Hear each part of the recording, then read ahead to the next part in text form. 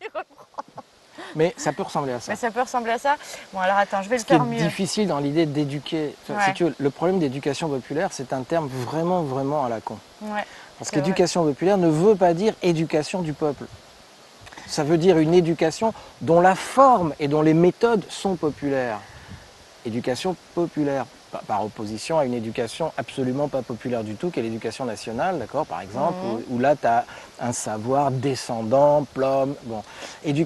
Donc, l'éducation du peuple, c'est ce que fait l'éducation nationale.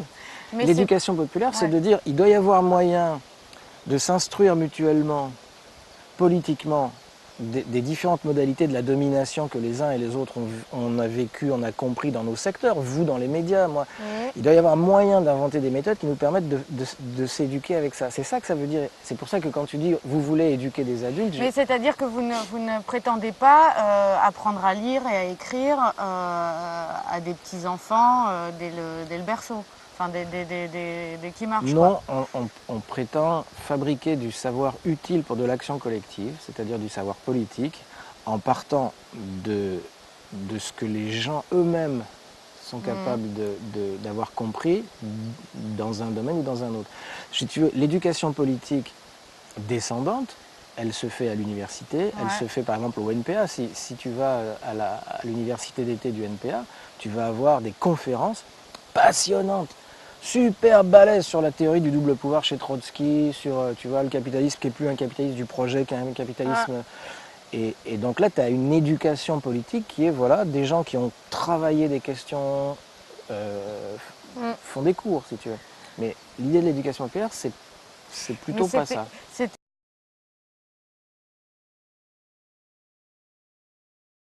La démocratie, c'est absolument pas naturel. C'est un truc chiant. Ça veut dire qu'il faut tenir compte de l'autre en permanence. Je peux t'en parler, puisque dans la SCOP, c'est très démocratique. Et donc, alors attends, juste on finit sur la SCOP. Donc comme c'est pas naturel, l'hypothèse qu'ont fait un certain nombre de personnes, dont Condorcet à la Révolution française, si tu veux, c'est de dire ça s'apprend. Ça tombe pas du ciel. Si vous voulez une démocratie, puisqu'ils quittent le système monarchique et ils veulent renouer après 2000 ans, enfin ils veulent renouer avec le seul exemple de démocratie qu'on avait à l'époque, qui était la Grèce antique. Comment on fait? On n'a jamais fait, on ne sait pas comment ça marche une démocratie. Et donc, un certain nombre d'intellectuels ont l'intuition qu'il faut l'enseigner, et que ça s'appelle de l'éducation des adultes, de l'éducation politique, et lui appelle ça l'éducation populaire. Mais d'aucuns diraient qu'on est censé apprendre ça aux enfants, que l'école publique laïque et républicaine est censée apprendre ça aux enfants déjà à l'école. La démocratie, la République, le respect de l'autre. Alors elle le fait en partie, c'est-à-dire que moi à l'école on m'a appris que les noirs et les blancs ils étaient égaux, etc. Les hommes et les femmes aussi. Les hommes et les femmes, donc on m'a enseigné, l'école m'a enseigné un certain nombre de principes. Maintenant son mode de fonctionnement est totalement antidémocratique, c'est-à-dire qu'elle bafoue ses principes en permanence. Il y a un chercheur qui s'appelle Bernard de France qui était extraordinaire, qui montre que les 14 principes qui structurent une société de droit sont violés en permanence à l'école. Et qu'une école non démocratique ne peut pas être une école de la démocratie. Je te prends 3 exemples. Nul ne peut être puni pour un crime qu'il n'a pas commis. Voilà un principe qui structure une société de droit. Les punitions collectives sont légion, encore aujourd'hui. J'en ai donné une fois quand j'étais pionne, j'ai hyper honte, je m'en souviens encore. Nul ne peut être puni pour un crime qu'il n'a pas commis. Donc nul ne peut se faire justice à soi-même. Donc un prof ne peut pas noter son propre enseignement, c'est impossible. Il faut que ce soit un autre prof qui note. Tu ne peux pas noter la façon dont tu enseignes. Là, tu te fais justice à toi-même. Nul ne peut... Enfin bref, tu vois. Et donc, quand tu dis l'école, elle fait ce travail démocratique, en fait, elle le fait et elle le contredit en permanence. En fait, c'est une école de la sélection. Et c'est pour ça d'ailleurs qu'il y a une conférence là-dessus. Alors, attends, on finit juste sur la SCOP. Et par ailleurs, je ne suis pas d'accord avec toi dans la mesure où nul n'est censé ignorer la loi, mais la loi est la seule chose que l'école n'enseigne pas.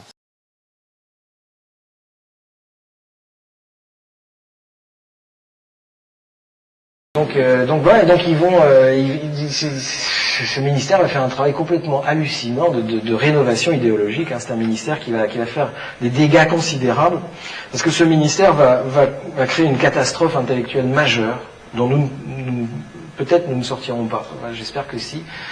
C'est-à-dire la réduction de la culture à la question artistique. ce qui est une véritable catastrophe intellectuelle. Parce que si culture ne veut plus dire que art, alors le mouvement social n'en fait plus partie, le syndicalisme ne fait plus partie de la culture, la politique ne fait plus partie de la culture, vous comprenez, je veux dire, vous savez, la culture c'est... Et donc ce ministère a joué cette carte-là, c'est-à-dire que ce ministère va remplacer du politique par du culturel, il va détruire du politique. Malraux avait déjà dit ça, nous allons enfin savoir ce qui peut être autre que le politique dans l'ordre de l'esprit humain. Il suffisait de l'écouter. Hein.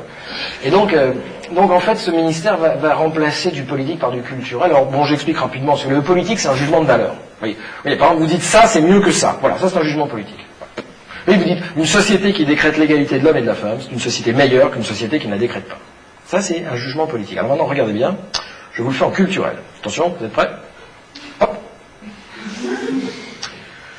Alors en culturel, une société qui décrète l'égalité de l'homme et de la femme, c'est une expression culturelle, et on ne voit pas bien pourquoi une expression culturelle aurait des leçons à donner à une autre expression culturelle qui a décidé de faire autrement. Donc là, vous interdisez l'excision, là, vous considérez que l'excision, s'ils veulent exciser, c'est leur problème, c'est leur culture, c'est pas la nôtre, d'accord? Donc ce ministère va détruire du politique.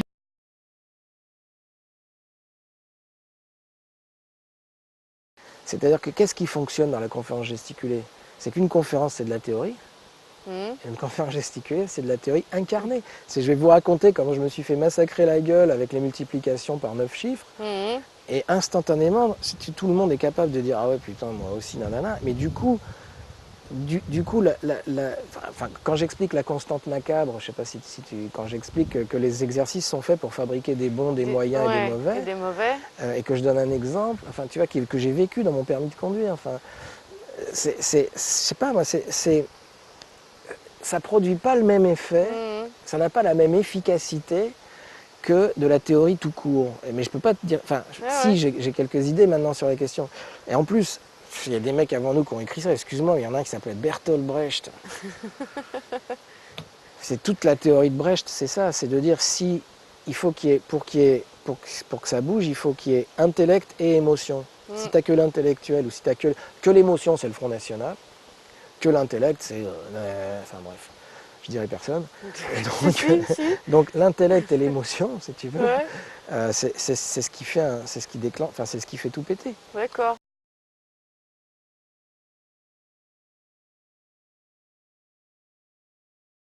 Donc on a un peu placé les différents mots ou expressions. Et donc là, le premier classement, c'est tout ce qui tourne autour de l'agriculture, l'environnement. Et aujourd'hui, on ne dit plus fermier ou paysan, on dit exploitant agricole. C'était pour renvoyer à l'idée que le paysan aujourd'hui, son rapport à la terre n'est vu que sur le plan économique, c'est-à-dire que la terre est là, il exploite et c'est tout. Donc c'est vraiment cette idée-là, de paysan. C'était quelque chose qui nous semblait révélateur et qui est très révélateur aussi de toute l'agronomie depuis 30-40 ans, les gens qui sont un petit peu avertis. C'est cette idée-là qui est essentielle. On est dans l'économie, dans la rentabilité de la terre.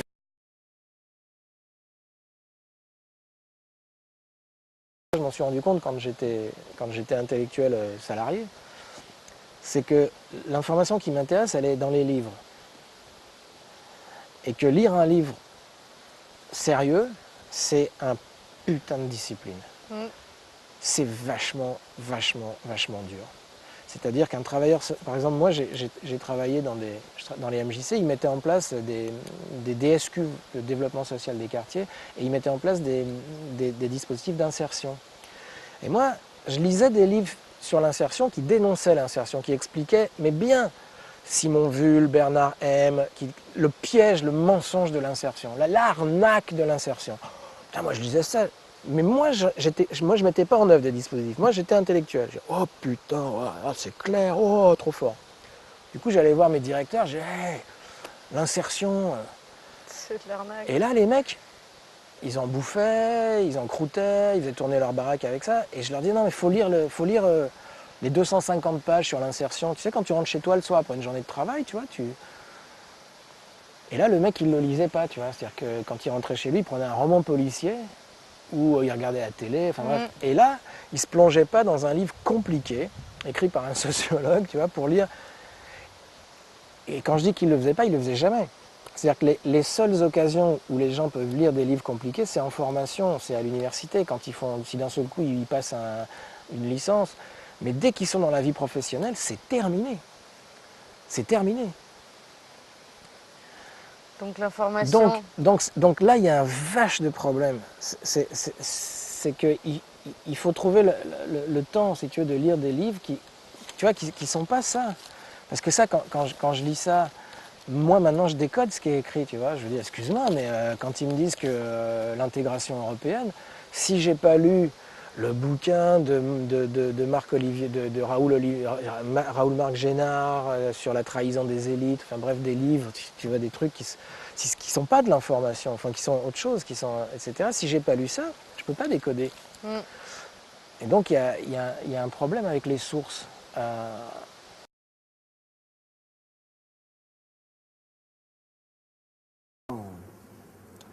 Et donc à Tours, on a monté une association dont l'objectif unique était de s'adresser à des non-convaincus. Peu importe le sujet, on s'en foutait, quoi. Hein, que ce soit le nucléaire, les rapports de genre, le foot, le rap, n'importe quoi, on s'en foutait. Juste, voilà, il faut inventer des méthodes, des trucs, des systèmes pour réussir à s'adresser aux gens non convaincus. Et je pense que le message principal que j'ai envie de faire passer ce soir, c'est ça, quoi. Ça me semble être ça. Alors après, comment faut faire, j'en sais rien. J'aimerais qu'on en discute, voilà, qu'on puisse partager ça et que se développe, voilà, qu'on passe du temps à chercher un peu autour de ça, quoi. En tout cas, moi, avec mes quelques années de pratique, j'ai découvert quelques lois dont j'aimerais vous faire profiter ce soir. La première, c'est qu'à mon avis, il faut abdiquer sur les salles. Parce que si on fait un truc en salle, un débat dans une salle, une conférence, une soirée cinéma, peu importe, ne viendront que des gens déjà convaincus. Vous pouvez l'animer comme vous voulez, même si vous, dans votre salle, vous y prenez autrement, peut-être vous faites partie de ceux qui organisent des moments comme ça, vous allez vous rendre compte que ça va être très très difficile de faire venir des gens non convaincus, donc on s'est dit qu'il fallait abdiquer sur les salles, que donc il fallait aller dans la rue, quoi. Parce que où trouver des gens non convaincus, l'espace public en fait. Donc je pense que le premier truc à faire, c'est d'occuper l'espace public. C'est pas facile, hein. Donc, occuper l'espace public, ça veut dire, voilà, faire un truc qui ressemblera à ça, mais dans la rue. C'est pas facile, j'ai essayé, c'est pas facile. Hein. Alors au début, on a voulu mettre les gens à l'aise, par exemple. Donc on s'est dit, voilà, pour qu'ils aient le temps, qu'on prenne le temps de discuter, par exemple, on avait installé des canapés et des tables basses. Donc comme ça, les gens, ils vont être bien, quoi. Hein. Il faisait beau, c'était une jolie place, sur Tours, à l'ombre et tout ça, super chouette. 0 personne de toute la journée. Bon, on a compris après pourquoi, mais je veux dire, c'est pas évident quand on commence.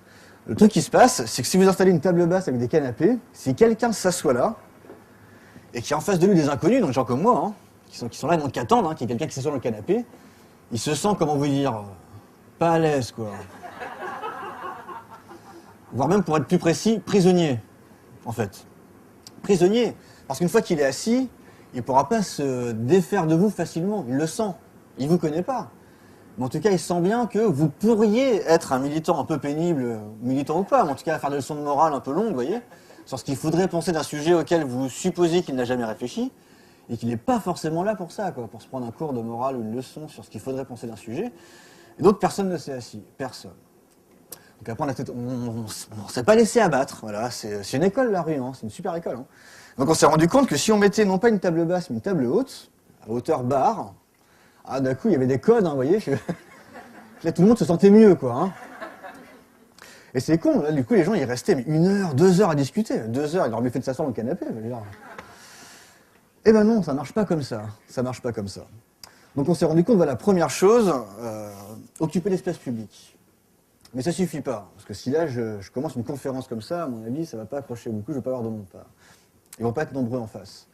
Donc on s'est rendu compte que le plus fort de ce qu'on faisait, ce qui peut-être faisait qu'on a réussi au final à créer des discussions, des rencontres un peu avec des gens non convaincus, c'était de poser ce qu'on a appelé un attrape-gens. Un attrape-gens, quoi. Alors on en a essayé plein, donc il y en a plusieurs qui marchent. Le plus simple, c'était une question en très grand format, une question un peu trash, quoi, en très grand format, avec des réponses que les gens nous donnaient, qu'on écrivait aussi sur des petites questions dans la rue, voilà. Et donc, du coup, l'attrape-Jean, c'est que la personne qui passe, elle lit la question, et puis du coup, pas tous, mais 1 sur 2, vont venir lire les réponses des gens que les autres nous ont données. Et là, du coup, on a, je sais pas, 1-2 minutes, ça dure 1 ou 2 minutes, ou si on ose, alors vous en pensez quoi? Eh ben, des fois, ils nous répondent, en fait. Souvent même. Souvent, ils nous répondent. Donc, on s'est rendu compte aussi que l'attrape-Jean, il fallait être questionnant. Donc l'attrape-Jean, on en a fait d'autres. Hein. Des fois, on a distribué des portions de poule au pot. Voilà, on a fait un truc sur la poule au pot, sur la malbouffe, là, plutôt que de faire un tract anti-McDonald's, hein, que seuls ceux qui étaient déjà contre McDonald's auraient lu, les autres ne l'auraient pas lu. On a offert une portion de poule au pot avec un tract. Il faut sauver la poule au pot. Super rigolo. Et donc, une fois que les gens ont compris qu'on n'était pas la soupe populaire, ça a marché aussi. Donc, peut-être vous en avez d'autres aussi, des attrape-Jean. On passait par là. Puis après, on s'est rendu compte qu'il y avait une autre truc là-dedans, c'était la bienveillance. C'est-à-dire qu'évidemment, si vous parlez à des non-convaincus, dans le tas, il y a des cons, en fait, du point de vue d'un militant. C'est vachement pénible. Alors que là, je pourrais dire ça, moi, je me dis, oh, mais non, mais la science, ça va trouver une solution. Et au qu'il lui dit 1 fois, je continue, ah, mais non, mais au bout de 3 fois, c'est un peu pénible, quoi. Eh ben non, il faut être bienveillant. C'est-à-dire qu'il faut se dire que la majeure partie de l'opinion se forme par les médias de masse, hein, donc par la télévision, donc on ne peut pas en vouloir aux gens d'avoir un avis qui vient de la télé. Moi-même, à part peut-être sur le pétrole, j'ai pas mal d'avis qui viennent de la télé, parce que j'ai pas eu le temps de creuser tous les sujets de la Terre. Ce qui fait que il y a plein de sujets sur lesquels on n'a pas le choix, on fait avec ce qu'on a comme information, on fait ce qu'on peut, quoi. Hein. Et donc si je suis un peu abruti sur certains sujets, je me suis rendu compte que c'était peut-être pas de ma faute, et que c'était peut-être pareil pour ceux d'en face. Et que donc la logique, c'était que je n'étais pas là pour apprendre des choses aux gens dans la rue, mais pour apprendre des choses des gens. Qu'eux me disent comment ils pensent l'avenir, l'humanité, le progrès, les énergies, etc., etc. Et qu'ensuite, c'est à partir de ça qu'il va falloir partir, quoi. Hein. Donc ça, on s'est rendu compte que ça marchait bien comme posture, mais c'est pas facile, parce qu'en tant que militant, par exemple, si on tient un stand, vous savez, quand on tient un stand, là, par exemple, ça revient à peu près au même que la table basse au milieu, au début, quoi. Hein. Quand on tient un stand associatif, les seuls qui s'approchent du stand, c'est soit vos collègues, soit des gens de la même association qui sont là par hasard. Parce que tous les autres, ils vont pas oser s'approcher pour les mêmes raisons. Ils se sentent bien qu'on va leur dire une demi-heure sur ce qu'il faut penser d'un sujet. Ça n'a pas marché. Bon, donc une fois qu'il y a l'attrape-Jean, qu'on a posé la question, qu'on est bienveillant, qu'on commence à discuter avec eux, au bout d'environ 2-3 minutes, ça devient surréaliste pour les gens d'avoir une discussion avec un inconnu dans la rue. Et là, petit truc derrière, on s'est rendu compte qu'il y avait le don. Le don de quoi? On offrait un café ou une menthe à l'eau. Et en fait, ça marche un peu comme dans des cocktails, hein, avec du Cair Royal, dont parle Franck. C'est-à-dire que si on est comme ça, dans la rue ou dans un espace public, on n'est pas bien, hein, on se demande un peu ce qu'on a un peu coincé, on ne sait pas trop ce qu'on fait là. Mais si on est comme ça avec un verre à la main, là ça va. On peut rester 10 minutes, un quart d'heure, on est bien, c'est logique. On est légitime à rester planté, debout, à peu près n'importe où si on a un verre à la main. Surtout rue de la Soif à Rennes, pour ceux qui connaissent. Saoulé au sens propre. Saoulé au sens propre, voilà, exactement. Et bien on faisait ça. Et c'est vrai qu'en plus, dans le domaine socio-culturel, donc tous ceux qui essayent de changer les mentalités, ils estiment que c'est pas bien, qu'il faut pas donner, parce que dans la vie rien n'est gratuit, et qu'il faut au moins un prix symbolique pour que les gens prennent conscience que tout a un prix dans la société. De mon expérience, même en offrant un café, je me suis rendu compte que les gens savaient quand même que rien n'était gratuit dans la société, qu'ils n'oubliaient pas ce truc-là, quoi. Donc je pense que le don, c'est quelque chose aussi à développer. Et puis derrière, on s'est rendu compte que c'était de donner de la valeur à ce que les gens nous disaient. C'est-à-dire que je crois que si on veut s'adresser à des non-convaincus, c'est peut-être ça le plus pénible et le plus délicat, c'est qu'il faut s'intéresser aux gens, quoi. J'ai pas trouvé d'autre solution, en fait. Il faut pas que je vienne avec mon discours et faire « Ah, écoutez-moi, j'ai la vérité ». Non, il faut que je m'intéresse aux gens. Et donc, une bonne idée, c'est d'écouter ce qu'ils ont à me dire, d'en faire un petit panneau et de l'accrocher. Et là, il se passe un truc incroyable, c'est qu'au bout d'une demi-heure, dès que vous avez 20-30 petits panneaux qui sont accrochés, vous pouvez partir. Le débat va se faire tout seul dans l'espace public. Donc, je me suis rendu compte qu'il y avait quelque chose là-dedans qui était énorme, quoi. C'était que moi, en tout cas, j'ai eu un sentiment d'exaltation incroyable, un peu comme le soir de la Coupe du Monde de foot, avec un 2-3-0. C'est rare les soirs comme ça dans une vie. C'est rare soir où on peut descendre dans la rue et parler avec n'importe qui, on a le droit, c'est possible. Alors après, ça peut m'attrister qu'on ne puisse le faire que quand la France gagne un match de foot contre le Brésil. Mais il n'empêche que cette soirée-là, on a pu le faire. Moi, je me suis rendu compte qu'avec ces petites techniques-là, je pouvais reproduire ça un peu au quotidien. Et ça donnait un truc incroyable aussi, c'était que militer devenait joyeux. Parce que quand vous voyez des militants de partis politiques, par exemple, devant le métro, qui font comme ça en distribuant des tracts, ça donne pas super envie de les rejoindre dans leur lutte. Et ça, c'est peut-être que mon avis, hein. Bon, alors après, est-ce que c'est ça qu'il faut faire? J'en sais rien.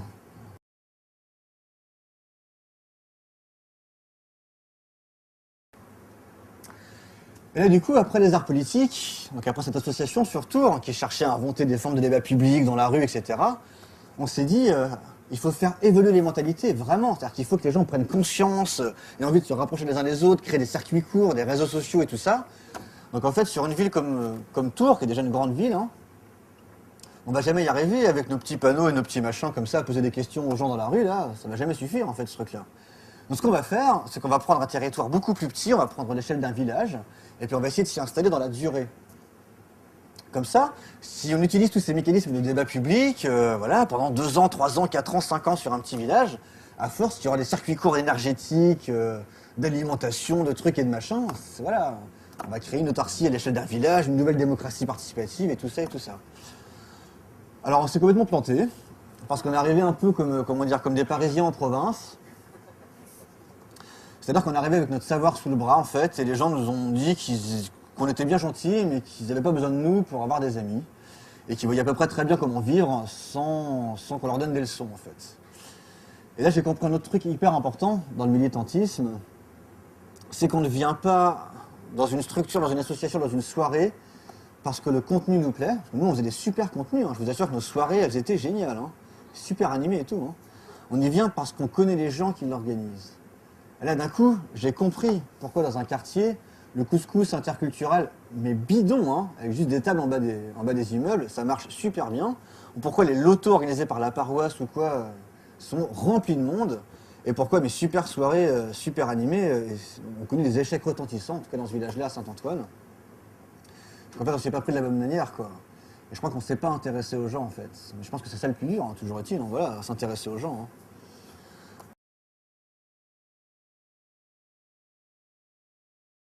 Hein. Nous, on arrive avec la SCOP et on arrive avec des méthodes émancipatrices, dont on n'a pas eu le temps de parler, mais qui, grosso modo, sont construites autour de l'autobiographie. C'est-à-dire, qu'est-ce que tu as vécu qui t'a amené là où tu es aujourd'hui et qu'est-ce que ça te permet de comprendre, d'accord? Oui, donc voilà, ça c'est un des ateliers que vous proposez. Tous, on commence toujours par de l'autobiographie. Ouais. Mais pardon, mais moi je trouve que ça fait un peu psychanalyse de thérapie de groupe. Ben non. Bah si, c'est ma maman, mon papa, et tout ça. Non? Non, c'est tout le problème. C'est qu'effectivement, c'est une façon d'empêcher que ça ait lieu. En gros, c'est raconte pas ta vie. Tu vois? Non, mais on a fait un atelier au NPA, à l'université d'été du NPA, un atelier d'éducation populaire où on leur a expliqué qu'on partait toujours de trucs autobiographiques. C'est-à-dire que, excuse-moi, mais tu te réveilles pas un matin, un jour, en disant tiens, je vais adhérer au Parti communiste. Ça se passe pas comme ça. Tu vois? Un engagement personnel, il est fait de rencontres. Il est fait d'événements, il est fait de deuil, il est fait, oui, d'une enfance aussi, tu vois, il est fait de tout un tas de machins. Et ces trucs-là, après, dans notre façon de militer, qui est très normée, ils sont interdits de séjour. C'est-à-dire, on s'en fout de ta gueule. Enfin, tu vois, c'est quoi la théorie? Ben, dans nos milieux, tu veux dire, dans les milieux... D'une façon générale, comment je dirais? Parce que moi, je trouve justement, on enjoint beaucoup les gens à raconter leur vie. Non, nous, ce qu'on fait, on a un exercice qui s'appelle Petite Histoire, Grande Histoire. Et là, ça nous emmène trop loin aussi. Moi, je saurais arrêter. On demande aux gens de mettre leur année de naissance et ensuite de dérouler les dates jusqu'à aujourd'hui. 55, 56, 57, 58, 59 jusqu'à aujourd'hui. On fasse 3 colonnes, un événement de la grande histoire, 63, Kennedy a été assassiné, tiens ouais, ça me rappelle. Un événement de la petite histoire familiale, 63, putain. Ah ouais, mon père a acheté sa première 2 chevaux dans le HLM, ouais, c'était la grosse frime. Et 3e colonne, on n'a pas le temps d'en parler. Et donc, non, la 3e colonne, c'est par rapport au sujet sur lequel on nous fait venir. D'accord, ok. Et donc, ensuite, on remet tout ça en commun. Les gens, au début, se disent, putain, ça va être quoi ce truc? Enfin, ça va être thérapeutique, enfin, tu vois. Sauf qu'ils choisissent de raconter ce qu'ils veulent. Enfin, tu vois, ils sont pas obligés de raconter leur premier viol, d'accord, bon. Et donc, en réalité, il va se passer un truc très étonnant quand on fait ça. C'est que dans le groupe, il va y avoir un effet intergénérationnel. C'est-à-dire que les jeunes qui attendent de naître, hein, quand on est 73, moi je suis né, d'accord, t'as l'autre qui est là, qui est né en 85, qui dit putain, je vais me barrer. Et puis, ceux qui sont nés en 85, ils entendent ceux de 54 parler de comité de soldats. Mon premier comité de soldats, c'est quoi ça?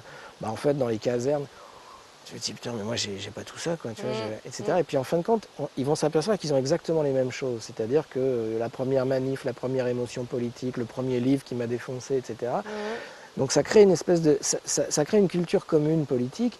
Et puis surtout, on va s'apercevoir d'un truc étonnant quand il y a beaucoup de gens d'âge différents, c'est qu'on a une phase de conquête jusqu'en 81, et ensuite on perd, d'accord? Bon.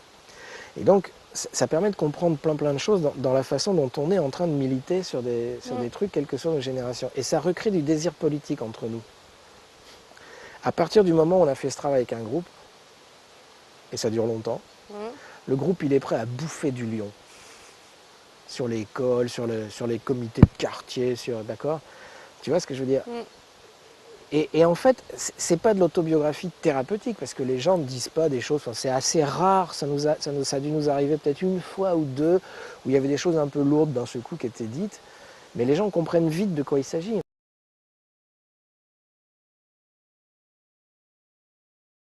Est-ce que je suis capable, finalement, est-ce que je suis capable de faire un truc qui dure 1 heure, qui rentre dans une convention qui est théâtrale, grosso modo, voilà, avec des gens assis dans le noir qui payent 10 € puis des lumières, et où j'arrive à dire quelque chose que, tu vois, qui serait politique selon ma conception d'un spectacle politique. Tout le reste, c'est Antigone. Hein. Antigone, c'est politique, c'est ça. La façon de ne pas faire de la politique au théâtre, c'est de monter Antigone, d'accord? Et donc j'ai essayé, j'ai dit ok, j'essaye. Là, il s'est passé un truc très rigolo. Je commençais à raconter mes conneries sur Boltanski, tout ça. À la fin, ça dure 2 secondes, enfin ça dure 3 minutes, Boltanski. Et puis à un moment, j'ai eu un doute sur ce que je disais. Notamment quand il dit le mot hiérarchie a disparu, tout ça. C'est plus compliqué que ça. Il ne faudrait pas que je raconte quand même des bêtises. Donc je vais aller vérifier. Donc je vais à la FNAC d'Avignon. Je dis bonjour, puis je regarde. Ils avaient tous les Boltanski sauf celui-là. Je dis merde.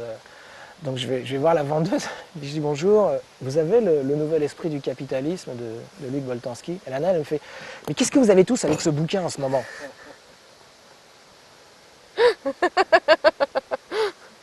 Génial. Et là je comprends que les gens qui sortent de mon spectacle, ils se précipitent à la FNAC pour acheter le Boltanski. Et je me suis dit, c'est bon.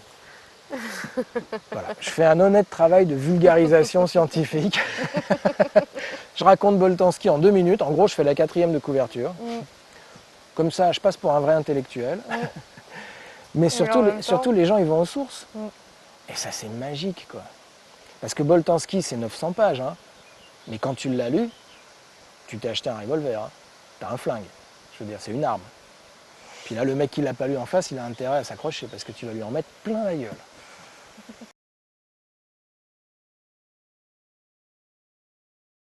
Donc, regarde ce trou-là et parle-nous de l'intérêt de ce DVD. La coopérative d'éducation populaire Le Pavé vous propose une recette d'animation. Donc pour cette première vidéo, comment animer un atelier de désintoxication de la langue de bois. Donc dans ce DVD, vous avez tout pour le faire vous-même. Vous avez l'extrait du spectacle Inculture de Franck Lepage qui vous permettra de lancer l'atelier. Vous aurez l'ensemble des consignes expliquées par nos soins, donc sur des petites séquences telles que celle-là. Et vous aurez des extraits de la 30aine ou 40aine d'ateliers de désintoxication que nous avons déjà animés depuis 1 an et demi.